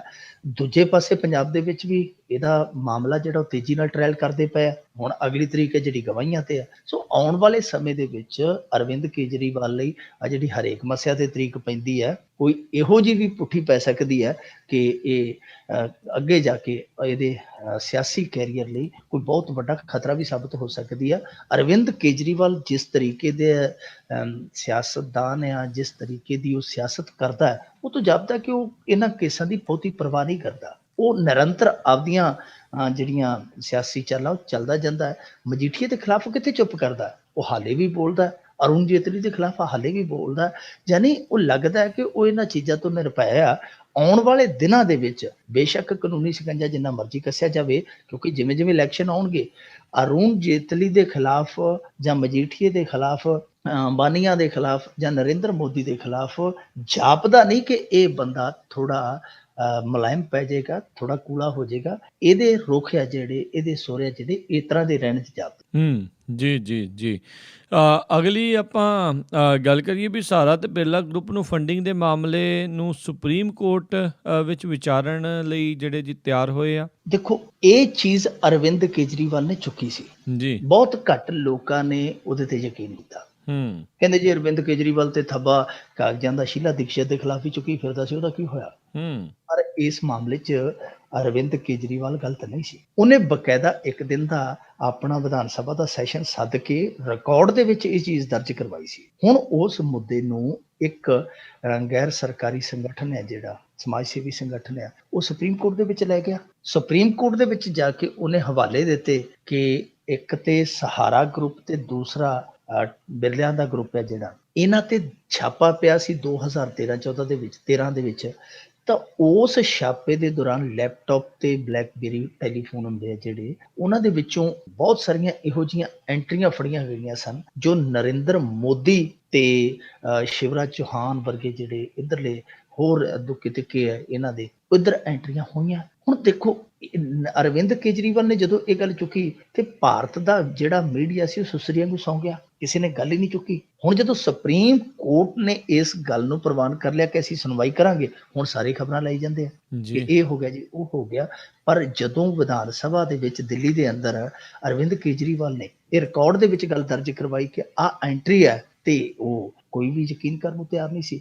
ਅਸਲ ਦੇ ਵਿੱਚ ਇਹ ਜਿਹੜਾ ਬਿਰਲਾ ਗਰੁੱਪ ਸੀ, ਇਹਦਾ ਜਿਹੜਾ CEO ਫੜਿਆ ਗਿਆ, ਉਹਦੇ ਲੈਪਟਾਪ ਦੇ ਵਿੱਚ 25 ਕਰੋੜ ਦੀ ਐਂਟਰੀ ਸੀ। ਉਹਨੇ 13 ਕਰੋੜ ਡਨ ਲਿਖਿਆ ਸੀ, 12 ਕਰੋੜ ਜਿਹੜਾ ਸੀਗਾ ਉਹ ਪੈਂਡਿੰਗ ਲਿਖਿਆ ਸੀ। ਅੱਗੇ ਲਿਖਿਆ ਸੀ ਗੁਜਰਾਤ ਸੀਐਮ। ਜਦੋਂ ਉਹਨੂੰ ਪੁੱਛਿਆ ਗਿਆ ਤੇ ਉਹਨੇ ਆਖਿਆ ਸੀ ਜੀ ਮੈਂ ਤੇ ਇਹ ਲਿਖਿਆ ਗੁਜਰਾਤ ਐਲੀਕਲ ਕੰਪਨੀ, ਗੁਜਰਾਤ ਐਲਕਲ ਕੈਮੀਕਲ। ਉਹ ਸਾਰੇ ਇਸ ਚੀਜ਼ ਤੋਂ ਹੈਰਾਨ ਸਨ ਇਨਕਮ ਟੈਕਸ ਵਾਲੇ ਕਿ ਇਹ ਕੀ ਹੋਇਆ, ਇਹਦੀ ਪਰਿਭਾਸ਼ਾ ਕੀ ਹੋਈ। ਉਹਨੇ ਆਖਿਆ ਜੀ ਮੈਂ ਨਾ ਕਦੇ ਪਹਿਲਾਂ ਵਰਤੀ ਹੈ ਨਾ ਬਾਅਦ ਚ ਵਰਤੀ, ਪਰ ਇਸ ਚੀਜ਼ ਲਈ ਐਤਕੀ ਮੈਂ ਪਹਿਲੀ ਵਾਰ ਵਰਤੀ ਹੈ। ਪਰ ਦਰਅਸਲ ਉਹ ਇਲਜ਼ਾਮ ਇਹ ਲੱਗਦਾ ਹੈ ਕਿ ਉਹ ਗੁਜਰਾਤ ਅਲਕੋਹਲ ਨਹੀਂ, ਉਹ ਗੁਜਰਾਤ ਸੀਐਮ ਦਾ ਜਿਹੜਾ ਉਹ ਨਾਮ ਲਿਖਿਆ ਸੀਗਾ, ਜਿਹਨੂੰ ਉਹਨਾਂ ਨੇ ਫੇਰ ਟਾਲਣ ਦੀ ਕੋਸ਼ਿਸ਼ ਕੀਤੀ ਹੈ। ਹੁਣ ਉਸੇ ਚੀਜ਼ ਨੂੰ ਆਧਾਰ ਬਣਾ ਕੇ ਉਹ ਗੈਰ ਸਮਾਜ ਸੇਵੀ ਸੰਗਠਨ ਹੈ ਜਿਹੜਾ ਸੁਪਰੀਮ ਕੋਰਟ ਦੇ ਵਿੱਚ ਚਲਾ ਗਿਆ। ਸੁਪਰੀਮ ਕੋਰਟ ਨੇ ਸੁਣਵਾਈ ਹੈ ਜਿਹੜੀ ਉਹ ਪ੍ਰਵਾਨ ਕਰ ਲਈ ਹੈ, ਤਾਂ ਮਤਲਬ ਹੁਣ ਗੱਲ ਇਹ ਜਿਹੜੀ ਗਾਂਹ ਤੱਕ ਜਾਏਗੀ। ਹੁਣ ਨਰਿੰਦਰ ਮੋਦੀ ਦੇ ਖਿਲਾਫ ਇਹ ਮੁੱਦਾ ਕਾਂਗਰਸ ਵਾਲੇ ਵੀ ਚੁੱਕਣਗੇ। ਅੱਗੇ ਤੇ ਆਮ ਆਦਮੀ ਪਾਰਟੀ ਵਾਲੇ ਇਕੱਲੇ ਚੁੱਕਦੇ ਸੀ, ਜਾਂ ਹੋਰ ਜਿਹੜੇ ਉਹਨਾਂ ਦੇ ਰਵਾਇਤੀ ਵਿਰੋਧੀ ਹੈ ਸਿਆਸੀ ਦਲ, ਉਹ ਵੀ ਚੁੱਕਣਗੇ। ਇਹ ਪਹਿਲਾ ਮਾਮਲਾ ਨਹੀਂ। ਇਸ ਤੋਂ ਪਹਿਲਾਂ 2013 ਦੇ ਵਿੱਚ ਇੱਕ ਇਨਕਮ ਟੈਕਸ ਦੀ ਹੀ ਅਧਿਕਾਰੀ ਸੀ ਪੂਨਮ, ਉਹ ਫੜੀ ਗਈ ਜੀ। ਪੂਨਮ ਦਾ ਜਿਹੜਾ ਘਰ ਵਾਲਾ ਸੀ ਉਹ ਇਹਨਾਂ ਦਾ ਭਾਰਤੀ ਜਨਤਾ ਪਾਰਟੀ ਦਾ ਸਰਗਰਮ ਲੀਡਰ ਸੀ, ਤੇ ਦੋਵੇਂ ਜੀ ਜਗਾੜਬੰਦੀ ਕਰਦੇ ਸੀ, ਰਿਸ਼ਵਤ ਲੈਂਦੇ ਸੀ। ਉਹ ਜਿਹੜਾ ਉਹਦਾ ਘਰ ਵਾਲਾ ਸੀ ਉਹ ਮੱਧ ਪ੍ਰਦੇਸ਼ ਸ਼ਿਵਰਾਜ ਚੌਹਾਨ ਦੇ ਬਹੁਤ ਨੇੜੇ ਸੀ, ਨਰਿੰਦਰ ਮੋਦੀ ਦੇ ਬਹੁਤ ਨੇੜੇ ਸੀ। ਇਹਨਾਂ ਦੇ ਰਾਜਾਂ ਦੇ ਵਿੱਚ ਨਾਲੇ ਠੇਕੇ ਦਿਵਾਉਂਦਾ ਸੀ, ਬਦਲੀਆਂ ਕਰਵਾਉਂਦਾ ਸੀ। ਜਿਹੜੀ ਉਹ ਪੂਨਮ ਸੀ ਉਹ ਸਾਮੀਆਂ ਥੱਲਿਓਂ ਫੜਦੀ ਸੀ, ਇਕੱਠੇ ਕਰਦੀ ਸੀ। ਉਹਨਾਂ ਦੋਵਾਂ ਜੀਆਂ ਨੇ ਬਹੁਤ ਰੱਜ ਕੇ ਮਲਾਈ ਖਾਧੀ, ਮਲਾਈ ਆਪ ਵੀ ਖਾਧੀ, ਮਲਾਈ ਗਾਂ ਖਵਾਈ ਵੀ ਹੈ। ਉਸ ਮਾਮਲੇ ਦੇ ਵਿੱਚ ਪੂਨਮ ਫੜੀ ਗਈ। ਪੂਨਮ ਦਾ ਫੜਿਆ ਜਾਣਾ ਕੋਈ ਛੋਟਾ ਮੋਟਾ ਕਾਂਡ ਨਹੀਂ ਸੀ। ਅਫਸਰ ਸੀਗੀ, ਉਹ ਇਨਕਮ ਟੈਕਸ ਦੀ ਬਹੁਤ ਵੱਡੀ ਅਫਸਰ ਸੀ। ਪਰ ਬਾਅਦ ਦੇ ਵਿੱਚ ਉਸ ਕੇਸ ਦੇ, ਕਿਉਂਕਿ ਉਦੋਂ ਸਰਕਾਰ UPA ਦੀ ਸੀ, ਉਦੋਂ ਬਹੁਤ ਵੱਡੇ ਪੱਧਰ ਤੇ ਚਰਚਾ ਹੋਈ। ਪਰ ਬਾਅਦ ਦੇ ਵਿੱਚ ਉਸ ਕੇਸ ਦਾ ਕੀ ਬਣਿਆ, ਉਸ ਕੇਸ ਦਾ ਕਿਸ ਤਰ੍ਹਾਂ ਸਰਕਾਰ ਨੇ ਲਿਆ, ਉਹਦੀ ਕੋਈ ਗੱਲਬਾਤ ਹੀ ਨਹੀਂ, ਉਹਦੀ ਕਦੇ ਵਾਈ ਨਹੀਂ ਨਿਕਲੀ। ਸੋ ਇਹ ਮਾਮਲੇ ਆ ਜਿਹੜੇ ਇਹ ਨਿਰੇ ਪੂਰੇ ਆਪਾਂ ਕਹਿ ਨਹੀਂ ਸਕਦੇ ਕਿ ਸਿਆਸਤ ਤੋਂ ਪ੍ਰੇਰਿਤ ਦੋਸ਼ ਆ। ਇਹਨਾਂ ਦੋਸ਼ਾਂ ਦੇ ਵਿੱਚ ਸਚਾਈ ਵੀ ਹੋ ਸਕਦੀ ਹੈ, ਇਹਨਾਂ ਦੋਸ਼ਾਂ ਦੇ ਵਿੱਚ ਹਕੀਕਤ ਵੀ ਹੋ ਸਕਦੀ ਹੈ। ਜ਼ਰੂਰਤ ਇਹ ਹੈ ਕਿ ਜਿਸ ਤਰੀਕੇ ਨਾਲ ਸੁਪਰੀਮ ਕੋਰਟ ਦੇ ਵਿੱਚ ਹੁਣ ਕੇਸ ਜੇਰੇ ਸੁਣਵਾਈ ਚਲਾ ਗਿਆ, ਜਿਹੜੇ ਆ ਪੂਨਮ ਵਰਗੇ ਹੋਰ ਕਾਂਡ ਜਿਹੜੇ ਵਾਪਰੇ ਆ, ਜਿਨ੍ਹਾਂ ਤੇ ਦੋਸ਼ ਲੱਗਦਾ ਕਿ ਇਹ ਲੋਕ ਆ ਜਿਹੜੇ ਮਲਾਈਆਂ ਨਾਲੇ ਖਾਂਦੇ ਨਾਲੇ ਖਵਾਉਂਦੇ ਆ, ਉੱਤੋਂ ਲੈ ਕੇ ਹੇਠਾਂ ਤੱਕ ਇਹਨਾਂ ਦੀਆਂ ਸੈਟਿੰਗਾਂ, ਇਹਨਾਂ ਮਾਮਲਿਆਂ ਦੇ ਵਿੱਚ ਦੁਬਾਰਾ ਤੋਂ ਫਿਰ ਪਰਤਾ ਖੋਲਣ ਦੀ ਜ਼ਰੂਰਤ ਆ। ਜੀ ਜੀ। ਅੱਗੇ ਆਪਾਂ ਵਧੀਆ, ਇੱਕ ਹੋਰ ਅਕਾਲੀ ਵਿਧਾਇਕ ਅਸਤੀਫਾ ਦੇ ਕੇ ਉੱਡ ਗਿਆ। ਇਹ ਤਾਂ ਹੁਣ ਦਾਣਾ ਪਾਣੀ ਚੁਗ ਲਿਆ, ਪੰਛੀ ਉੱਡ ਗਿਆ, ਤੂੰ ਬੈਠ ਛਤਰੀ ਹਲਾਈ ਜਾ। ਸੁਖਬੀਰ ਸਿੰਘ ਬਾਦਲ ਵੀ ਆਂਦਾ ਹੁੰਦਾ ਸੀ ਮੈਂ ਬੜੇ ਹੀਰੇ ਚੁਗਦਾ, ਕਹਿੰਦਾ ਹੁੰਦਾ ਸੀ ਮੈਂ ਕਾਂਗਰਸ ਦੀ ਖਾਨ ਚੋਂ ਹੀਰੇ ਚੁਣਦਾ। ਉਹ ਹੀਰੇ ਹੁਣ ਏਦਾਂ ਦੇ ਨਿਕਲੇ ਆ, ਉਹ ਜਿੱਦਾਂ ਰਾਤ ਨੂੰ ਕੋਈ ਕਿਸੇ ਨੇ ਥੁੱਕ ਸੁੱਟਿਆ ਹੁੰਦਾ ਤੇ ਉਹ ਚਮਕਦਾ, ਤੇ ਉਹਨੂੰ ਭੁਲੇਖਾ ਪੈਂਦਾ ਕਿ ਨਾਗੀ ਡਿੱਗਾ ਪਿਆ। ਤੇ ਉਹ ਮੇਰੇ ਖਿਆਲ ਦੇ ਨਾਲ ਉਹੀ ਧੋਖਾ ਹੋਇਆ ਕਿ ਰਾਤ ਦੇ ਹਨੇਰੇ ਵਾਲਾ ਨਾ ਜਿਹੜਾ, ਉਹ ਨਗ ਦੇ ਭੁਲੇਖੇ ਉਹਨਾਂ ਨੂੰ ਹੱਥ ਪਾ ਲਿਆ। ਵੈਸੇ ਇਹ ਤੈਅ ਸੀਗਾ ਕਿ ਜਿਵੇਂ ਹੀ ਅਕਾਲੀ ਦਲ ਦੀ ਸੂਚੀ ਜਾਰੀ ਹੋਏਗੀ, ਇੱਥੇ ਬਹੁਤ ਉਤਲ ਪੁਤਲ ਮਚਣੀ ਹੈ, ਮੱਚੀ ਵੀ ਹੈ। ਹਾਲਾਂਕਿ ਸੁਖਬੀਰ ਦਾ ਡੰਡਾ ਹੈ ਜਿਹੜਾ ਉਹ ਬਹੁਤ ਡਰਾਵਣਾ, ਭਿਆਨਕ ਆ। ਉਹਦੇ ਤੋਂ ਡਰਦਿਆਂ ਜਿਹੜੇ ਲੋਕ ਆ ਅੰਦਰ ਅੰਦਰ ਹੀ ਕੁੜਦੇ ਰਹਿੰਦੇ ਆ, ਮੌਕੇ ਦੀ ਤਲਾਸ਼ ਦੇ ਵਿੱਚ ਰਹਿੰਦੇ ਆ, ਬੋਲਦੇ ਨਹੀਂ। ਪਰ ਬਾਵਜੂਦ ਇਸ ਦੇ ਵਿਰੋਧ ਜਿੰਨਾ ਹੋਇਆ ਅਕਾਲੀ ਦਲ ਦੇ ਵਿੱਚ, ਜਿੰਨਾ ਉਤਲ ਪੁਤਲ ਦਿਖ ਰਿਹਾ, ਉਹ ਬਹੁਤ ਹੈਰਾਨ ਕਰਨ ਵਾਲਾ। ਦੇਖੋ ਨਾਭੇ ਤੋਂ ਮੱਖਣ ਸਿੰਘ ਲਾਲਕਾ ਨਾਰਾਜ਼ ਆ, ਇੱਥੇ ਨਿਹਾਲ ਸਿੰਘ ਵਾਲਾ ਏਰੀਏ ਦੇ ਵਿੱਚ ਬੀਬੀ ਰਾਜਵਿੰਦਰ ਕੌਰ ਭਾਗੀ ਕੇ ਉਹ ਕਹਿਣ ਡਈ ਹੈ ਸ਼ਰੇਆਮ ਕਿ ਮੈਂ ਆਜ਼ਾਦ ਖੜਾਂਗੀ। ਅੱਜ ਇਹ ਜਿਹੜਾ ਮਹੇਸ਼ਿੰਦਰ ਸਿੰਘ ਆ, ਬਾਘੇ ਪੁਰਾਣੇ ਤੋਂ ਵਿਧਾਇਕ ਇਹ ਅਸਤੀਫਾ ਹੀ ਦੇ ਗਿਆ। ਇਹ ਕਹਿੰਦਾ ਕਿ ਬਸ ਸਾਡੀ ਜਿਹੜੀ ਕੀਤੀ ਹੈ ਸੇਵਾ ਪ੍ਰਵਾਨ ਕਰੋ, ਦਾਸ ਹੁਣ ਚੱਲੇ ਆ। ਦੂਜੇ ਪਾਸੇ ਅਵਿਨਾਸ਼ ਚੰਦਰ ਵੀ ਮਾਰ ਗਿਆ ਛਾਲ। ਸਰਵਣ ਸਿੰਘ ਫਲੋਰ ਨੇ ਤੇ ਪਹਿਲਾਂ ਹੀ ਚੁੰਗੀ ਭਰ ਲਈ ਸੀ। ਬੜੇ ਵੱਡੇ ਪੱਧਰ ਤੇ ਬਗਾਵਤ ਹੈ। ਜੇ ਆਪਾਂ ਦੇਖੀਏ ਕਿ ਇਹ ਛੋਟਾ ਮੋਟਾ ਕੰਮ ਨਹੀਂ। ਵਿਧਾਇਕ ਪ੍ਰਗਟ ਸਿੰਘ ਪਹਿਲਾਂ ਹੀ ਗਿਆ ਬੁਲਾਰੀਆ ਗਿਆ। ਇਹ ਕੋਈ ਛੋਟੀ ਮੋਟੀ ਆਪਾਂ ਨਹੀਂ ਕਹਿ ਸਕਦੇ ਕਿ ਜੀ ਛੋਟੀ ਮੋਟੀ ਦਲ ਬਦਲੀ ਹੈ ਚੋਣਾਂ ਤੋਂ ਪਹਿਲਾਂ ਜੋ ਰਵਾਇਤ ਹੈ। ਨਹੀਂ, ਇਹ ਰਵਾਇਤ ਤੋਂ ਹਟ ਕੇ ਹੋ ਰਿਹਾ ਕਿਉਂਕਿ ਸੁਖਬੀਰ ਸਿੰਘ ਬਾਦਲ ਦੇ ਡੰਡੇ ਥੱਲਿਓਂ ਏਡੇ ਵੱਡੇ ਲੋਕ ਬਾਗੀ ਹੋ ਕੇ ਚਲੇ ਜਾਣ, ਇਹ ਮੈਂ ਕਹਾਂਗਾ ਕਿ ਕੋਈ ਆਮ ਸੰਕੇਤ ਨਹੀਂ। ਅਕਾਲੀ ਦਲ ਲਈ ਇਹ ਚਿੰਤਾ ਵਾਲਾ ਸੰਕੇਤ ਆ। ਇਹ ਗੱਲ ਵੱਖਰੀ ਹੈ ਕਿ ਸੁਖਬੀਰ ਸਿੰਘ ਬਾਦਲ ਉਹੀ ਆਪਣੇ ਬੜਬੋਲੇ ਅੰਦਾਜ਼ ਦੇ ਵਿੱਚ ਕਹੀ ਜਾਂਦਾ। ਉਹ ਕਹਿੰਦਾ ਜੀ ਇਹ ਤੇ ਜਿਹੜਾ ਸੀਗਾ ਰੱਦਿਆ ਮਾਲ ਸੀ, ਸਾਡੇ ਲੋਕ ਗਲਿਆ ਮਾਲ ਸੀਗਾ। ਇਹ ਆਮ ਆਦਮੀ ਪਾਰਟੀ ਵਾਲੇ ਕਾਂਗਰਸ ਵਾਲੇ ਚੁੱਕ ਕੇ ਝੋਲੇ 'ਚ ਪਾਈ ਜਾਂਦੇ ਆ। ਸਾਨੂੰ ਕੀ ਹੈ, ਸਾਨੂੰ ਤਾਂ ਫਾਇਦਾ ਹੀ ਆ। ਉਹ ਇਹਨਾਂ ਨੂੰ ਹੁਣ ਗਲਿਆ ਮਾਲ ਹੀ ਦੱਸਦਾ। ਕੱਲ ਤੱਕ ਜਿਨ੍ਹਾਂ ਨੂੰ ਇਹ ਨਗੀਨੇ ਦੱਸਦਾ ਸੀ, ਨਗ ਦੱਸਦਾ ਸੀ, ਅੱਜ ਇਹਨਾਂ ਨੂੰ ਗਲਿਆ ਮਾਲ ਦੱਸਦਾ। ਹੁਣ ਉਹ ਗਲਿਆ ਮਾਲ ਹੈ ਜਿਹੜਾ ਉਹ ਭਾਈ ਅਗਲੇ ਨੇ ਆਪਣੇ ਗਲ ਦੇ ਵਿੱਚ ਸ਼ਿੰਗਾਰ ਬਣਾ ਕੇ ਪਾ ਲਿਆ। ਉਹ ਨੁਕਸਾਨ ਕਰੇਗਾ, ਨਫਾ ਕਰੇਗਾ, ਉਹ ਵੱਖਰੀ ਗੱਲ ਆ। ਪਰ ਜਿਹੜਾ ਅੱਜ ਮਹੇਸ਼ਿੰਦਰ ਸਿੰਘ ਗਿਆ, ਉਹਨੇ ਤਰਕ ਬੜਾ ਅਜੀਬੋ-ਗਰੀਬ ਦਿੱਤਾ। ਉਹ ਆਂਦਾ ਕਿ ਟਿਕਟ ਨਾ ਮਿਲਣ ਕਰਕੇ ਮੈਂ ਨਹੀਂ ਚੱਲਿਆ। ਅਸਲ ਦੇ ਵਿੱਚ ਕਹਿੰਦਾ ਕਿ ਕਹਾਣੀ ਇਹ ਆ ਕਿ ਸਵੇਰੇ ਮੇਰੇ ਘਰ ਪੁਲਿਸ ਆਈ ਆ। ਪੁਲਿਸ ਵਾਲੇ ਕਹਿੰਦੇ ਕਿ ਬੰਦਾ ਬਣ ਕੇ ਕਾਲੀਆਂ ਦੇ ਨਾਲ ਤੁਰਿਆ ਚੱਲ, ਨਹੀਂ ਤੇ ਫੇਰ ਤੋਰਨ ਦਾ ਢੰਗ ਤੇ ਸਾਨੂੰ ਪਤਾ ਹੀ ਹੈ। ਕਹਿੰਦਾ ਕਿ ਮੈਂ ਅਕਾਲੀ ਦਲ ਨਾਲ ਵਫਾਦਾਰੀ ਕਰ ਸਕਦਾ ਪਰ ਅਕਾਲੀ ਦਲ ਦੀ ਗੁਲਾਮੀ ਨਹੀਂ ਕਰ ਸਕਦਾ। ਹੁਣ ਦੇਖੋ, ਅਣਖ ਜਿਹੜੀ ਜਾਗੀ ਇਹਨੂੰ ਸਾਦਰ ਪ੍ਰਣਾਮ ਕਰਨਾ ਚਾਹੀਦਾ, ਇਹਨੂੰ ਸਲਾਮ ਕਰਨਾ ਚਾਹੀਦਾ। ਪਰ ਇਸ ਅਣਖ ਨੂੰ ਲਾਹਨਤ ਵੀ ਪਾਉਣੀ ਬਣਦੀ ਹੈ ਕਿ ਇਹ ਅਣਖ ਉਦਣ ਕਿੱਥੇ ਲੁਕ ਛਿਪ ਗਈ ਸੀ ਜਿੱਦਣ ਬਾਘੇ ਪੁਰਾਣੇ ਤੋਂ ਥੋੜੀ ਦੂਰ ਬਰਗਾੜੀ ਦੇ ਵਿੱਚ 2 ਨਿਰਦੋਸ਼ ਸਿੱਖਾਂ ਨੂੰ ਇਹਨਾਂ ਦੀ ਪੁਲਿਸ ਨੇ ਗੋਲੀਆਂ ਨਾਲ ਫੁੰਡ ਦਿੱਤਾ ਸੀ। ਉਦਣ ਇਹਦੀ ਅਣਖ ਕਿੱਥੇ ਮਰੀ ਪਈ ਸੀ ਜਿੱਦਣ ਨਿਰਦੋਸ਼ ਲੋਕਾਂ ਤੇ ਅਕਾਲੀ ਥਾਣੇ ਦੇ ਵਿੱਚ ਬੈਠੀ ਉਹਨਾਂ ਦੇ ਘਰੇ ਸੁੱਤੇ ਪਿਆਂ ਦੀ 307 ਬਣਾ ਕੇ ਉਹਨਾਂ ਨੂੰ ਅੰਦਰ ਡੱਕ ਦਿੰਦੇ ਸੀ। ਉਦਣ ਕਿਉਂ ਨਹੀਂ ਜਾਗੀ? ਅੱਜ ਆਪਦੇ ਘਰੇ 4 ਛਪੇਟੇ ਆ ਗਏ ਤੇ ਅੱਜ ਕਿਹਾ ਕਿ ਮੈਂ ਗੁਲਾਮੀ ਨਹੀਂ ਕਰਨੀ। ਬਹੁਤ ਅਜੀਬੋ ਗਰੀਬ ਆ ਜ਼ਮੀਰਾਂ ਦੇ ਰੰਗ ਇਹਨਾਂ ਦੇ। ਪਰ ਇਹਦੇ ਘਰ ਪੁਲਿਸ ਆਉਣ ਦਾ ਇੱਕ ਹੋਰ ਵੀ ਕਾਰਨ ਦੱਸਿਆ ਜਾਂਦਾ ਹੈ।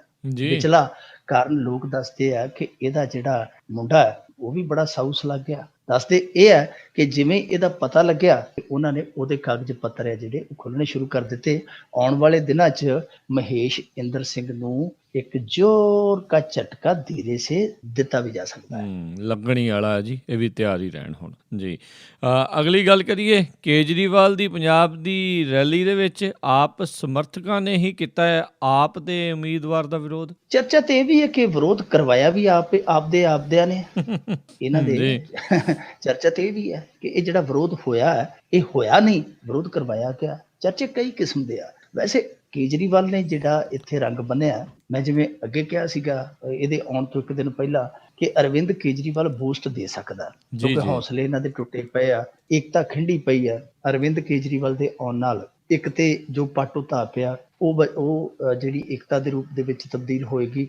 ਦੂਜਾ ਇਹ ਕਿ ਮੋਰਲ ਜਿਹੜਾ ਆ ਉਹ ਇਹਨਾਂ ਦਾ ਕਰੇਗਾ।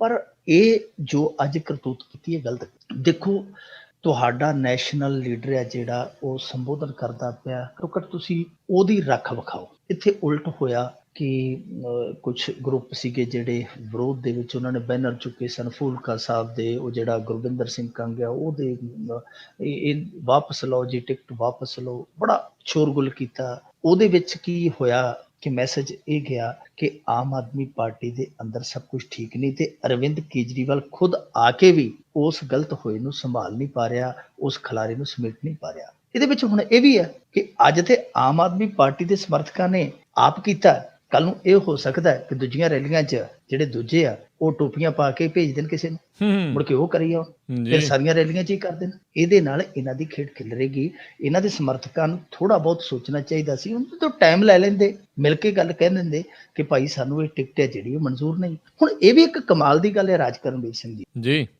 ਇਹ ਜਿਹੜੀਆਂ ਸੂਚੀਆਂ ਹੁਣ ਤੱਕ ਇਹਨਾਂ ਦੀਆਂ ਜਾਰੀ ਹੋਈਆਂ, ਜੇ ਉਹਦੇ ਤੇ ਮੋਟੀ ਜੀ ਝਾਤ ਮਾਰਾਂ ਮੈਂ ਤੇ ਉਹਦੇ 'ਚ 18-20 ਬੰਦੇ ਮੈਂ 22 ਨੇਮ ਇਹੋ ਜਿਹੇ ਕੱਢ ਸਕਦਾ ਜਿਹੜੇ ਬਾਹਰਲੇ ਹਲਕਿਆਂ ਦੇ ਆ। ਇੱਕ ਸਾਡੇ ਇੱਥੇ ਮੁੰਡਾ ਹੈ ਮੁਕਤਸਰ ਦਾ, ਉਹਦਾ ਜਿਹੜਾ ਟਿਕਾਣਾ ਰਿਹਾਇਸ਼ੀ ਟਿਕਾਣਾ ਮੁਕਤਸਰ ਦੇ ਵਿੱਚ ਆ, ਪਰ ਚੋਣ ਲੜ ਰਿਹਾ ਗਿੱਦੜਬਾਹਾ ਵਿੱਚ। ਕੋਈ ਇਤਰਾਜ਼ ਨਹੀਂ, ਮੁਕਤਸਰ ਤੇ ਗਿੱਦੜਬਾਹਾ ਵਿੱਚ ਕੀ ਫਰਕ ਆ? ਕੋਈ ਫਰਕ ਨਹੀਂ। 20 ਕਿਲੋਮੀਟਰ ਦਾ ਜਿਹਨੇ ਕੋਈ ਕੰਮ ਕਰਨਾ, ਜਿਹਦੇ 'ਚ ਸੇਵਾ ਭਾਵਨਾ ਹੈ, ਉਹਦੇ ਲਈ 20 ਕਿਲੋਮੀਟਰ 30 ਕਿਲੋਮੀਟਰ ਕੋਈ ਮਾਇਨਾ ਨਹੀਂ ਰੱਖਦਾ। ਦੂਜੇ ਪਾਸੇ ਮੋਹਨ ਸਿੰਘ ਫਲੀਆਂ ਵਾਲਾ, ਉਹਦਾ ਪਿੰਡ ਹੈ ਜਿਹੜਾ ਫਿਰੋਜ਼ਪੁਰ ਤੋਂ ਕਈ ਕਿਲੋਮੀਟਰ ਦੂਰ ਆ, ਉਹ ਫਿਰੋਜ਼ਪੁਰ ਤੋਂ ਚੋਣ ਲੜਦਾ ਪਿਆ। ਜੀ ਸੋ ਇਹ ਸੱਜਣ ਸਿੰਘ ਚੀਮਾ ਜਿਹੜਾ ਸੁਲਤਾਨਪੁਰ ਆ ਕੇ ਚੋਣ ਲੜਦਾ ਪਿਆ, ਬੇਸਿਕਲੀ ਉਹ ਜਲੰਧਰ ਦਾ। ਇਸ ਤਰ੍ਹਾਂ ਦੇ ਬਹੁਤ ਸਾਰੇ ਨਾਂ ਕੱਢੇ ਜਾ ਸਕਦੇ, ਸਨੌਰ ਆ, ਬਹੁਤ ਸਾਰੇ ਨਾਂ ਆ ਜਿਹੜੇ ਉਹ ਮੈਂ ਗਿਣਾ ਸਕਦਾ। ਪਰ ਇਹ ਵਿਰੋਧ ਹੈ ਜਿਹੜਾ ਉਹ ਇਕੱਲਾ ਬਾਗੇ ਪੁਰਾਣੇ ਤੋਂ ਹੋ ਰਿਹਾ। ਹੁਣ ਪਤਾ ਨਹੀਂ ਇਹ ਵਿਰੋਧ ਹੋ ਰਿਹਾ ਜਾਂ ਵਿਰੋਧ ਕਰਵਾਇਆ ਜਾ ਰਿਹਾ। ਦੂਜੀ ਗੱਲ ਕਿ ਅੱਜ ਇਹ ਇਕੱਲੇ ਵਿਰੋਧ ਤੱਕ ਹੀ ਨਹੀਂ ਰਹੇ। ਜਦੋਂ ਅਰਵਿੰਦ ਕੇਜਰੀਵਾਲ ਚੱਲਿਆ ਸੀ, ਇਹਨਾਂ ਦੇ ਇੱਕ ਹੋਰ ਉਮੀਦਵਾਰ ਦੇ ਖਿਲਾਫ ਇੱਕ CD ਹੈ ਦੱਸਦੇ, ਇੱਕ ਇਹਨਾਂ ਦੇ ਸਰਕਲ ਇੰਚਾਰਜ ਨੇ ਉਹਨੂੰ ਦਿੱਤੀ ਹੈ। ਉਸ ਸਰਕਲ ਇੰਚਾਰਜ ਨੇ ਜਦੋਂ CD ਦਿੱਤੀ ਹੈ ਤੇ ਜਦੋਂ ਉਹ ਘੁੰਮ ਕੇ ਵਾਪਸ ਆ ਰਿਹਾ ਸੀ, ਦੂਜੇ ਸਰਕਲ ਇੰਚਾਰਜ ਨੇ ਚੱਕ ਲੋ ਕਰਤੀ ਹੈ। ਉਹ ਹਸਪਤਾਲ 'ਚ ਪਿਆ, ਉਹਦਾ ਸਿਰ ਪਾੜਿਆ ਪਿਆ, ਉਹਦੀ ਗੱਡੀ ਤੋੜ ਦਿੱਤੀ ਗਈ ਹੈ। ਸੋ ਗੱਲਾਂ ਇਹਨਾਂ ਦੀਆਂ ਇੱਥੋਂ ਤੱਕ ਜਿਹੜੀਆਂ ਪਹੁੰਚ ਗਈਆਂ, ਇਹ ਬਹੁਤ ਮਾੜਾ ਕੰਮ ਹੋ ਰਿਹਾ ਇਸ ਨਵੀਂ ਪਾਰਟੀ ਲਈ। ਲੋਕਾਂ ਤੋਂ ਉਮੀਦਾਂ ਸੀ, ਪਰ ਦਿਨੋਂ ਦਿਨ ਉਮੀਦਾਂ ਜਿਹੜੀਆਂ ਬਿਖਰਦੀਆਂ ਜਾਂਦੀਆਂ। ਦੂਜੇ ਕਰਾਉਣ ਤੇ ਠੀਕ ਆ, ਪਰ ਜਿਹੜਾ ਇਹ ਆਪਣੇ ਆਪ ਹੀ ਇੱਕ ਦੂਜੇ ਦਾ ਸਿਰ ਪਾੜਨ ਲੱਗ ਪਿਆ, ਇੱਕ ਦੂਜੇ ਦੀਆਂ ਟੰਗਾਂ ਖਿੱਚਣ ਲੱਗ ਪਿਆ, ਇਹ ਗਲਤ ਗੱਲ ਆ। ਜੇ ਬਾਹਰੀ ਉਮੀਦਵਾਰ ਦੀ ਗੱਲ ਕਰੀਏ ਤੇ ਭਗਵੰਤ ਮਾਨ ਦਾ ਪਿੰਡ ਹੈ ਸਤੌਜ, ਜਿਹੜਾ ਜਲਾਲਾਬਾਦ ਤੋਂ 200-250 ਕਿਲੋਮੀਟਰ ਦੂਰ ਆ। ਹੁਣ ਭਗਵੰਤ ਮਾਨ ਨੂੰ ਵੀ ਫਿਰ ਕੋਈ ਕਹਿ ਸਕਦਾ ਕਿ ਤੂੰ ਕਿਹੜਾ ਇੱਥੋਂ ਦੇ ਲਮੋਚੜ ਕਲਾਂ ਦਾ ਰਹਿਣ ਵਾਲਾ।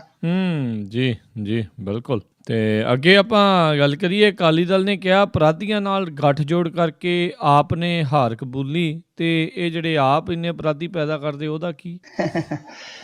ਇਹ ਅਕਾਲੀਆਂ ਦਾ ਜਿਹੜਾ ਵਿਰੋਧ ਕਰਨ ਦਾ ਨਾ ਉਹ ਅਜੀਬੋ-ਗਰੀਬ ਤਰੀਕਾ ਹੈ। ਇਹ ਜਦੋਂ ਵਿਰੋਧ ਕਰਦੇ ਆ ਤੇ ਫਿਰ ਨਿਗਾਹ ਹੈ ਨਾ ਜਿਹੜੀ ਤਾਂ ਕਰ ਲੈਂਦੇ ਆ, ਥੱਲੇ ਨਹੀਂ ਕਹਿੰਦੇ, ਕਿਉਂਕਿ ਥੱਲੇ ਫਿਰ ਆਪ ਬੈਠੇ ਹੁੰਦੇ ਆ, ਨਿਗਾਹ ਫਿਰ ਤਾਂ ਨੂੰ ਕਰ ਲੈਂਦੇ ਆ।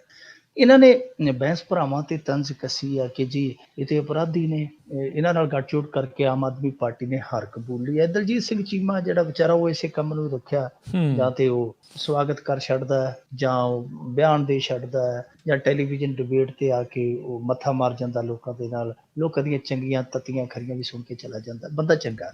ਦਲਜੀਤ ਸਿੰਘ ਚੀਮਾ ਨੇ ਆਖਿਆ ਕਿ ਜਿਹੜੇ ਅਪਰਾਧੀਆਂ ਦੇ ਨਾਲ ਗੱਠਜੋੜ ਕਰ ਲਿਆ, ਇਹਦਾ ਮਤਲਬ ਹੈ ਆਮ ਆਦਮੀ ਪਾਰਟੀ ਨੇ ਹਾਰ ਕਬੂਲ ਕਰ ਲਈ ਹੈ। ਹੁਣ ਕਮਾਲ ਦੀ ਗੱਲ ਤੇ ਇਹ ਹੈ ਕਿ ਬੈਂਸ ਭਰਾ ਜਿਹੜੇ ਵੇਲੇ ਦੇ ਕੇਸ ਚੱਲਦੇ ਪਏ ਆ, ਜੋ ਉਹਨਾਂ ਤੇ ਟਿੱਕੇ ਲੱਗਦੇ ਆ, ਉਦੋਂ ਤੇ ਉਹ ਇਹਨਾਂ ਦੀਆਂ ਸੱਜੀਆਂ ਖੱਬੀਆਂ ਬਾਹਾਂ ਹੁੰਦੇ ਸਨ ਅਕਾਲੀ ਦਲ ਦੇ। ਤਹਿਸੀਲਦਾਰ ਦੀਆਂ ਨੰਗੀਆਂ ਤਸਵੀਰਾਂ ਅੱਜ ਵੀ ਗੂਗਲ ਤੇ ਤੁਹਾਨੂੰ ਲੱਭ ਜਾਣਗੀਆਂ, ਜਿਹਦਾ ਹਾਲ ਹਸ਼ਰ ਹੈ ਜਿਹੜਾ ਉਹ ਇਹਨਾਂ ਦੇ ਜਿਵੇਂ ਲੱਗਦਾ ਹੈ। ਪਰ ਬਾਅਦ ਦੇ ਵਿੱਚ ਬਚਾਇਆ ਕਿਹਨੇ ਸੀ? ਉਹਨਾਂ ਨੂੰ ਬਚਾਇਆ ਕਿਹਨੇ ਸੀ? CBI ਦੀ ਇਨਵੈਸਟੀਗੇਸ਼ਨ ਦੇ ਵਿੱਚੋਂ ਵੀ ਕੱਢ ਲਿਆ। ਉਹ ਕਿਹਨੇ ਕੱਢਿਆ ਸੀ? ਉਹ ਇਹਨਾਂ ਲੋਕਾਂ ਦਾ ਕੰਮ ਸੀ। ਉਹ ਬੈਂਸ ਭਰਾ ਤੇ ਮਾਨ ਦਲ ਨਾਲ ਵੀ ਰਹਿ ਕੇ ਆਏ ਆ, ਅਕਾਲੀ ਦਲ ਨਾਲ ਵੀ ਰਹਿ ਕੇ ਆਏ ਆ, ਆਜ਼ਾਦ ਵੀ ਰਹੇ ਆ, ਹੁਣ ਆਮ ਆਦਮੀ ਪਾਰਟੀ ਨਾਲ ਵੀ ਰਲੇ ਫਿਰਦੇ। ਠੀਕ ਆ, ਉਹ ਉਹਨਾਂ ਦੀ ਰਾਜਨੀਤੀ ਹੈ, ਉਹਨਾਂ ਨੇ ਆਪਣੀ ਰਾਜਨੀਤੀ 'ਚ ਬਹੁਤ ਸਾਰੀਆਂ ਧੱਕੜਸ਼ਾਹੀਆਂ ਕੀਤੀਆਂ, ਇਹਦੇ 'ਚ ਕੋਈ ਵੀ ਦੋ ਰਾਏ ਨਹੀਂ। ਪਰ ਉਹਨਾਂ ਨੇ ਜੋ ਕੰਮ ਕੀਤੇ ਆ, ਉਹਨਾਂ ਕੰਮਾਂ ਦੀ ਵੀ ਕੋਈ ਕਹਿ ਸਕਦੇ ਕੋਈ ਉਹਨਾਂ ਕੰਮਾਂ ਦੀ ਕੋਈ ਬਰਾਬਰੀ ਨਹੀਂ ਹੈ। ਬਹੁਤ ਵਧੀਆ ਕੰਮ ਵੀ ਉਹਨਾਂ ਨੇ ਆਪਦੇ ਇਲਾਕੇ 'ਚ ਕੀਤੇ ਆ। ਇਹ ਦੋਵੇਂ ਚੀਜ਼ਾਂ, ਪਰ ਇਹ ਉਹ ਬੰਦਾ ਇਹਨਾਂ ਨੂੰ ਅਪਰਾਧੀ ਕਹਿ ਸਕਦਾ ਹੈ ਜਿਹੜਾ ਬੰਦਾ ਆਪ ਬੜਾ ਪਾਕ ਮੁਕੱਦਸ ਆ ਜੀ। ਪਰ ਇਹਨਾਂ ਦੀ ਤਾਂ ਆਪਦੀ ਛਾਨਣੀ ਦੇ ਵਿੱਚ ਇਕੱਲੀਆਂ ਮੋਰੀਆਂ ਹੋਰ ਕੁਝ ਹੈ ਹੀ ਨਹੀਂ। ਹੁਣ ਦੇਖੋ, ਜੇ ਆਪਾਂ ਗੱਲ ਕਰ ਲਈਏ ਤੇ ਜਿਹੜਾ ਇਹਨਾਂ ਦਾ ਸੁੱਚਾ ਸਿੰਘ ਲੰਗਾ ਆ, ਉਹ 3 ਸਾਲ ਕੈਦ ਖਾ ਚੁੱਕਾ ਜੀ। ਬੀਬੀ ਜਗੀਰ ਕੌਰ ਹੈ ਜਿਹੜੀ, ਉਹ 5 ਸਾਲ ਕੈਦ ਖਾ ਚੁੱਕੀ ਹੈ। ਜਿਹੜਾ ਤੋਤਾ ਸਿਉਂ ਆ, ਉਹ 1 ਸਾਲ ਦੀ ਕੈਦ ਖਾ ਚੁੱਕਾ ਹੈ। ਹੋਰ ਤੇ ਹੋਰ ਜਿਹੜਾ ਇਹਨਾਂ ਦਾ ਨਿਰਮਲ ਸਿੰਘ ਕਾਹਲੋਂ ਆ, ਉਹਦੇ ਤੇ 6 ਮੁਕੱਦਮੇ ਚੱਲਦੇ ਆ।